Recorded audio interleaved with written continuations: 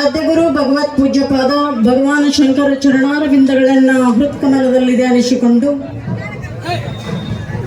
ನಾಡಿನ ಜನತೆಗೆ ಕಾಯಕ ದಾಸೋಹವನ್ನು ತಿಳಿಸಿಕೊಟ್ಟಿರ್ತಕ್ಕಂಥ ಬಸವಾದಿ ಪ್ರಮಥರನ್ನ, ವಿಶ್ವದ ಎಲ್ಲ ದಾರ್ಶನಿಕರನ್ನ, ಸಂತ ಮಹಂತರನ್ನ ಹೃದಯ ಮಂದಿರದಲ್ಲಿ ಧ್ಯಾನಿಸಿಕೊಳ್ಳುತ್ತಾ ಎನ್ನ ಆರಾಧ್ಯ ದೇವತೆಯಾಗಿರ್ತಕ್ಕಂಥ ಹೆಣ್ಣು ಮಾಯಿ ಎಂಬುವರ ತಲೆಯ ಕೆಳಗೆ ಬಾಗುವಂತೆ ಚಿನ್ಮಯ ನಿಲುವಿನಿಂದ ಸ್ತ್ರೀ ಕುಲಕ್ಕೆ ಕಳಸವಾಗಿರ್ತಕ್ಕಂಥ ವೈರಾಗ್ಯ ನಿಧಿ ಅಕ್ಕ ಮಹಾದೇವಿಯ ಶ್ರೀಚರಣವನ್ನು ಎನ್ನ ಶಿರದಾರ ಮನೆಯಲ್ಲಿ ಸದಾ ಹೊತ್ತುಕೊಂಡು ಎನ್ನ ಸದ್ಗುರುಗಳ ಚರಣವನ್ನು ಶಿರದಾರ ಮನೆಯಲ್ಲಿ ಸದಾ ಹೊತ್ತುಕೊಳ್ಳುತ್ತಾ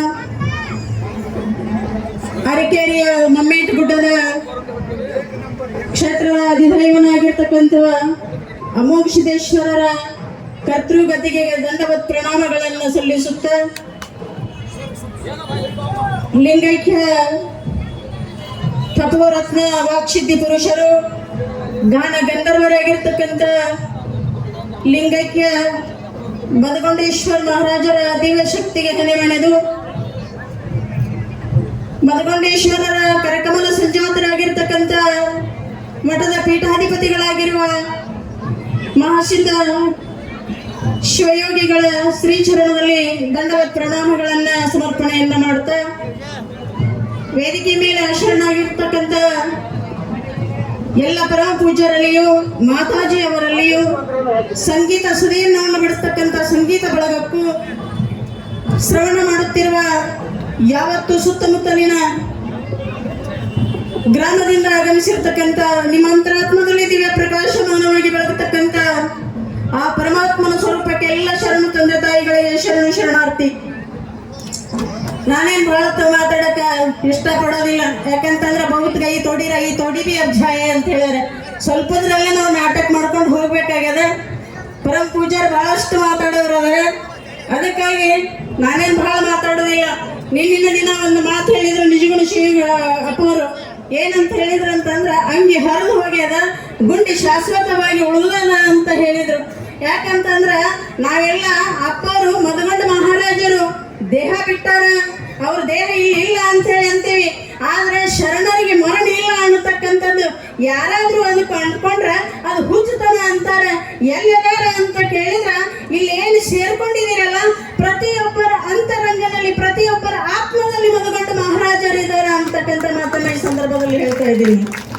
ಯಾಕಂತಂದ್ರೆ ಮದಗೊಂಡ ಮಹಾರಾಜರು ಒಂದು ಕ್ಷಣ ನಾವು ನೆನೆಸಿದೀವಿ ಅಂತಂದ್ರೆ, ತಂದೆ ಗುರುನಾಥ ನನಗೆ ಕಷ್ಟ ಬಂದಿದೆ, ನನ್ನ ಕಷ್ಟನ ಪಾರು ಮಾಡು ಅಂತ ನಾವು ಏನಾದ್ರೂ ಕಷ್ಟನ್ನ ಕೇಳ್ಕೊಂಡಿವಿ ಅಂತಂದ್ರೆ ಕ್ಷಣಾರ್ಥದಲ್ಲೇ ನಮ್ಮ ಕಷ್ಟನ್ನ ಪರಿಹಾರ ಮಾಡತಕ್ಕಂಥ ಶಕ್ತಿ ಯಾರಿಗದ ಅಂತ ಕೇಳಿದ್ರೆ ಅದು ಮದಗೊಂಡ ಮಹಾರಾಜರಿಗೆ ಅದ ಅಂತಕ್ಕಂಥ ಮಾತನ್ನ ಈ ಸಂದರ್ಭದಲ್ಲಿ ಹೇಳ್ತಾ ಇದ್ದೀನಿ.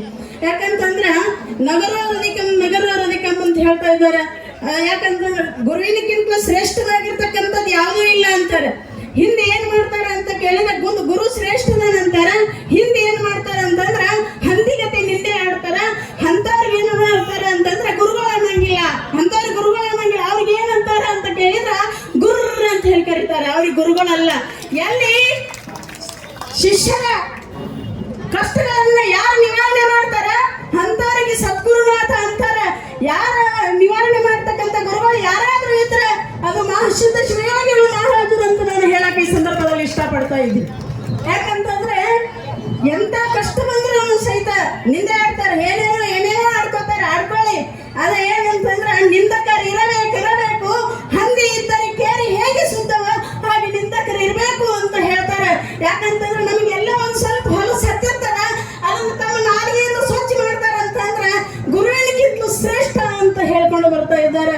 ಅದಕ್ಕೆ ನಾವೆಲ್ಲರೂ ಕೂಡ ಗುರುವಿನ ಆಶೀರ್ವಾದಕ್ಕೆ, ಗುರುವಿನ ಕೃಪೆಗೆ ಪಾತ್ರ ಆಗೋಣ ಅನ್ನತಕ್ಕಂಥ ಮಾತನ್ನು ಈ ಸಂದರ್ಭದಲ್ಲಿ ಹೇಳ್ತಾ ನನ್ನ 2 ಅಪರೂಪ ಸೇವೆಯನ್ನು ಸದ್ಗುರುಗಳ ಶ್ರೀಚರಣಕ್ಕೆ ಅರ್ಪಿಸಿ ತಮ್ಮೆಲ್ಲರಿಗೂ ಶರಣು ಶರಣಾರ್ಥಿ.